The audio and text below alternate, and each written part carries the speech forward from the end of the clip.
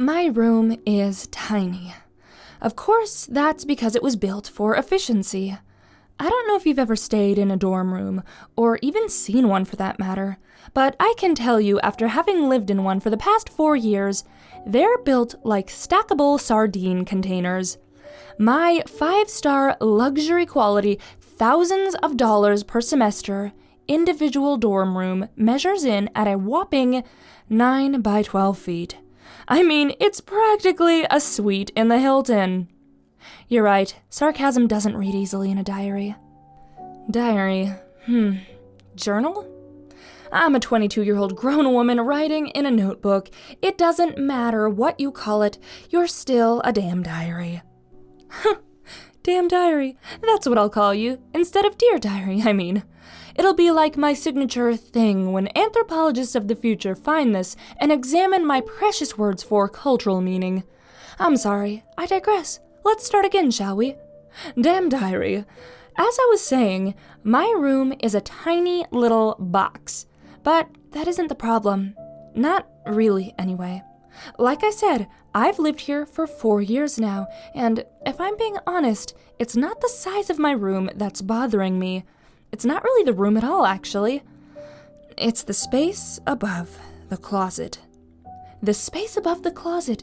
Jesus, how ominous. Wow, I feel crazy even writing this. I sound like some kind of nutcase. But I don't know. I guess I feel like if I write it all down, everything will make sense and I won't have to worry about it anymore, and I can just burn this stupid notebook, and then I won't have to concern myself with ruminations about the anthropologists of the future, or if I should call you a diary or a journal or a freaking papyrus leaf. Honestly, I just need to write this down because maybe on paper, it will be sane sounding. I guess I should start from the beginning. Well, right. The space above the closet. Remember how I said my room is roughly 9 foot by 12 foot? Well, it's arranged so that one entire 12-foot long wall is used up by bookshelves and a small desk. And on the opposite wall, there's a single bed. It's actually pretty comfy with a topper on it, honestly. Anyway, the closet is basically just a large wooden box that fills the space between the end of the bed and the wall where the door is. All of this is mostly irrelevant, except I can't explain the space above the closet without a clear image of how the room is set up. Now, the closet was built in such a way that it's not quite as tall as the room. As a result, there's a narrow space between the top of the closet and the ceiling. It's wide enough that you could store books up there, I guess, or extra blankets or something, but nothing much more than that. I've never stored things there. It just never seemed right. I don't know why exactly. Well, now I have an idea. But when I first moved in, I just felt sort of like it was an inappropriate spot to keep any junk. This, of course, is deeply, deeply bizarre since I'm probably the least tidy person in the entire universe. No empty space is safe from the wrath of my book and DVD hoarding. Regardless, I never felt right putting anything above that closet. My first 3 years in this room passed without incident. I would live in it for both school semesters, packing up my things in April after exams, go home for the summer, return inevitably to the same exact room because the housing office at my university has zero interest in making things interesting. School would go on as school does. My room would get messier, I would accumulate more books, and the stack of written the night before essays would get higher. Oh, by the way, I'm a history major, philosophy minor, engineering dropout. I know, go me. I'm training to be a well-read and clever intellectual. I'll be happy to discuss Kantian ethics with you between grande, non-fat, mocha, whatever the hell orders. Point being, I own a lot of books, and I write a lot of essays. Anyway, one day a few weeks ago, I was in the middle of a very important Netflix binge when an annoyingly persistent knock on the door interrupted my nearly 9-hour marathon of The X-Files. I panicked, of course, because, being me, I had completely forgotten the resident assistant was supposed to be by for inspections, and my room was a certified disaster. I mean, full throttle, Sharknado 3D, empty wine bottles, stacks of crummy dishes, probably tiny dead mouse bodies in the heat register disaster. And I mean, cut me some slack, because I had also just finished slogging through a backlog of something like 30,000 words worth of essays, and all I wanted to do was eat Nutella toast and lust after Scully's hair color, so sue me. My immediate reaction was to just take the hit, let the RA come in, give me a dirty look, and then write me up for uncleanliness. But my deeply buried, ancient, evolutionary, uterus-owning homemaker sense must have kicked in, and I have to say, I pulled off some kind of the Flash crap in that moment, and when the RA came in, she just said, "Cool, see you later." And that was it. No uncleanliness sanction for me. But to get back to the point, when I was in the middle of my miracle tidying frenzy, I didn't have time to be worried about the space above my closet and my uneasiness of putting things there. All I knew was that I had a lot of dirty dishes that needed a hiding place, and the closet space it was. So I stacked a couple bowls and some plates on top of each other, and I shoved them as far towards the wall on top of my closet as my arm could reach, so they weren't visible. All the rest of the clutter, including my nearly empty wine bottles, got spirited away into the drawers under my bed. And that, kids, is how all my socks got purple stains on them. Truth be told, I actually kind of forgot about those dishes on top of my closet for a while. When the RA left, I went straight back to my X-Files binge and didn't remember the dishes until the following morning when I woke up. Okay, following afternoon, don't judge me. Well, luckily, that same day, an urge struck me to tidy my room. Actually, tidy it. Maybe with exams approaching, I felt like a clean room would make for a clean mind. Huh, right. In any case, I wanted a clean room. While I was deciding where to begin, I suddenly remembered the dirty dishes above my closet and thought that washing them would put me off to a good start. So I climbed on top of my bed, reached all the way back to where I had pushed the stack of dirties, and felt... I was confused. I stood on my toes and looked into the crevice. I even got a flashlight and inspected the space, although that was unnecessary because I could see all the way to the wall as it was. I shook my head, perplexed, wondering if I had already cleaned the dishes. Perhaps I had picked up a new habit, sleep cleaning. As convenient as that would be, it seemed an unlikely explanation.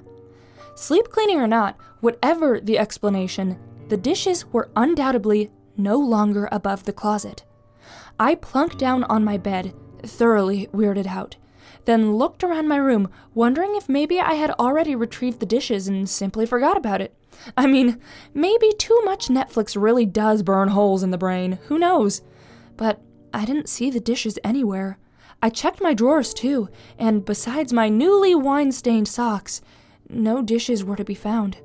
I left my room and padded barefoot down the hallway to the little communal kitchen where I looked through every cupboard, thinking maybe I had imagined the dirty dishes entirely, but none of my personally labeled plates or bowls were around. Oh, by the way, you'd be stupid not to label things at a university. That isn't just for summer camp. Labeling is serious business. I meandered back to my room, all the way quite literally scratching my head at the case of the missing dishes. If I were Mulder, I would have been thrilled about the missing dishes, an X-File in the making. But instead, I was just confused. So I did what every good university student does when a problem can't be solved. I decided to take a nap. Of course, as a fourth-year student, I am required to occasionally appear responsible. As such, I set an alarm on my phone so I wouldn't sleep longer than a half hour, laid down on my bed, took one last weirded out look at the spot above the closet, and closed my eyes. Only to be woken up by a huge crashing sound 15 minutes later. I jolted awake, smacking my head on the wall beside my bed and frantically looking around for the source of the noise. In that moment of panic, I swear I saw a quick, shadowy movement above the closet that could only have been my imagination. What really mattered, though, what really caught my attention, was the pile of broken dishes on the floor beside the foot of my bed. A pile that, for everything in the world, looked just like it was in the right spot to have been shoved from the top of the closet. What's more, though, is that although the 2 bowls and a few plates were in shards, they were all impeccably clean. Not a crumb or butter smear or layer of dried milk to be found. I know what you must be wondering, damn diary. How does a person rationalize such an event? Well, let me tell you. As a proud engineering dropout turned arts student and certified horror sci-fi lover, a vague knowledge of dark matter theory combined with a philosophical mindset and a propensity for concocting creepy tales does not always a rational person make. Luckily, that same combination of characteristics meant I could refrain from spiraling instantly into crippling fear. I thought to myself, okay, so I just experienced some weird physics anomaly / generally creepy stuff, but this is my zone. I totally get this. In fact, my first instinct was to ask myself, what horror movie is this from and how does it end? Because I was sure I must have managed to produce some paranormal activity using only the power of my imagination, a la The Apparition, or a la The Philip Experiment, if you want to go real life on this. I mean, if anyone could do it, it would be me. I've seen enough bad Hollywood ghost movies. But I can't deny that I was a little bit freaked out. At some point, my rationality did kick back in, and I decided, stupidly, that I must have just somehow not seen the dishes earlier, and they were like on the very edge or something, and they just fell off the top of the closet. I ignored the fact that such an explanation made little to no sense, but that still didn't explain the fact that all the dish shards appeared to be spotless. But that tenuous explanation made just as much sense as me magically creating a creepy, dish-cleaning, top-of-the-closet-dwelling ghost with the power of my mind. Then my phone alarm went off, and that, of course, startled me again. A girl just can't catch a break when dishes are involved.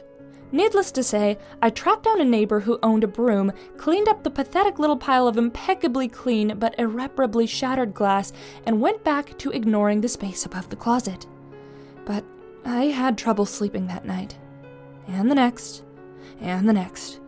I had trouble sleeping for a week after that incident because I couldn't stop thinking about the shadowy crevice and the incident with the dishes.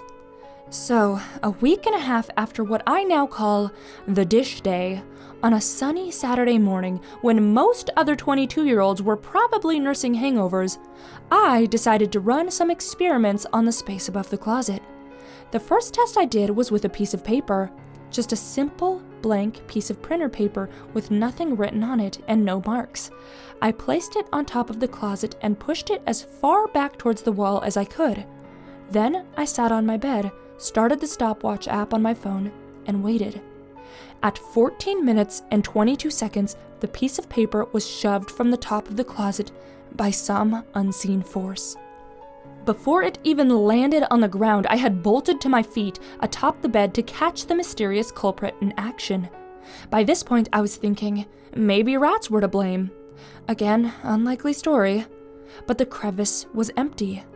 Disappointed, I retrieved the piece of paper from the ground and examined it. Nothing had changed. No marks had appeared. It was not torn. In fact, it wasn't even wrinkled or creased. I resolved to continue my experimenting. I decided the blank paper was kind of like a control and that I would use the same sheet at the end of my experimenting to try and make the whole stupid process a little bit more legit. So I set aside the first sheet of paper and grabbed another. This time I wrote something on it. Just my name in large black letters, all caps across the middle of the page. Ripley. Yes, I am named after Sigourney Weaver's character in Alien. Complaints go to my mother. Once again, I placed the paper on top of the closet as far back as I could reach, started the stopwatch app, and waited. This time, I stayed standing. I stayed standing for 23 minutes and 11 seconds, watching that paper, and it didn't so much as flutter. Exacerbated, I flopped down on my bed. 2 seconds later, the paper flew off the top of the closet. I scrambled to retrieve it from the floor, and when I did, I was disappointed that it had not been altered. Not to be discouraged so easily, however, I decided to add something to my writing and try again. Hello, my name is Ripley. Once again, I positioned the paper atop the closet and started the stopwatch. At exactly 13 minutes, the paper fluttered from the crevice to the ground. It was writing side down when I retrieved it. I turned it over. My writing was gone. And when I say gone, I mean gone without a trace. I had written my message in permanent marker, and not a single spot was left on the paper, not so much as a faint shadow of lettering.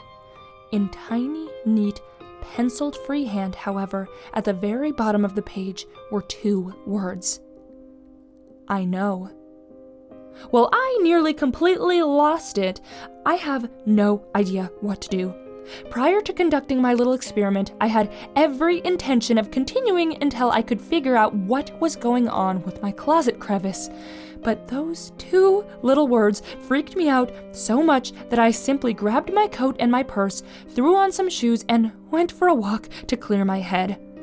Halfway around the block, I realized I had to go back. I had to dig deeper. I asked myself, what would Dana Scully do? Well, she would investigate the occurrence as if it were a rationally explainable phenomenon until something undeniable led her to believe otherwise. But Fox Mulder, well, what would Mulder do? I bet if the X-Files were set in 2015, the first thing Mulder would do would be to Google paranormal phenomenon relating to closets. So that's what I did. I went immediately home, and all the while deliberately avoiding any glances towards the mysterious closet space. I typed into Chrome, paranormal closet. Some results came up. The first result was a site dedicated to helping people come out of the closet by comparing the experience of realizing homosexuality to that of experiencing the paranormal. I mean, I've never had to come out of the closet, but the article was pretty convincing. There was also a Reddit thread entitled, Old Man in My Closet. I didn't click on that. And a few YouTube videos, presumably shoddy attempts at special effects showing paranormal closet occurrences, but none of them resembled my invisible closet top-dwelling companion, or whatever. After a few more attempts at various internet searches, I just gave up. Resolving that I was on my own with this one, and leaning heavily toward the Dana Scully approach, I would explore every option before writing it all off as a personally experienced X-File phenomenon. I would continue the experiment with the closet space, exchanging letters with the mysterious void. Retrospectively, maybe that wasn't such a good idea. Maybe the Mulder approach would have allowed me to forget the dish day and those words, I know. Maybe Mulder would have just been able to chalk it all up to bizarre, fascinating experiences and then let it go and move on. But no, I had to decide to be Scully. I had to decide to push it. I grabbed the piece of paper with I know written on it and decided to keep it as proof. For everyone else, it would look just like 2 words on a piece of paper, but to me, it was solid evidence of my experience, and I did not want to risk losing it. I picked a 3rd piece of paper from my shelf and wrote on it, "What's your name?" I delivered the paper to the top of the closet, sat on my bed, and started the stopwatch. At 10 minutes and 35 seconds, the paper floated from the top of the closet, this time directly onto the bed instead of the floor. Not important, it read. My writing was gone. I decided to use the same piece of paper for the next question. Directly under the closet being's writing, I scribbled, "Are you real?" At 6 minutes and 15 seconds, the paper landed on my bed, blank once again, except for the answer. Evidently so. I thought to myself, so the closet is a smartass then, and scribbled my next question. "If you're real, why can't I see you?" At the 4-minute and 21-second mark, the paper landed with the response, "Ever seen Gravity?" I wrote, "Touche," and nothing else, wondering what the response would be. After only 3 minutes and 51 seconds, the paper fluttered back to me. "Do ask something interesting, please." A smartass indeed. "How are you doing this?" The response came at the 2-minute mark. "Ours is a special ability." "Ours? There's more than one of you?" After only 1 minute and 3 seconds, the answer was, Unnecessary question, ask another. I suddenly felt anxious. I had been at ease for most of the process, odd as that may sound, but the clear eagerness of the demand, ask another, gave me pause. Should I continue? Was I getting into something dangerous? I began the process unconvinced that even one of the strange closet entities existed, and now I was being told by some invisible force that there may be multiple unseen beings living in the top of my closet, communicating with me through a piece of paper, from which my own writing kept magically disappearing. I actually felt afraid, but I sent another message. I stupidly sent another message. Who are you? The answer this time was almost instantaneous. I barely had time to start the stopwatch app before the paper floated off the closet and landed before me. What I read there made no sense. It seemed such a bizarre answer to the question, and while I was staring at the top of the page trying to get my brain to work, I felt a building sense of anxiety creeping from my toes to my ears.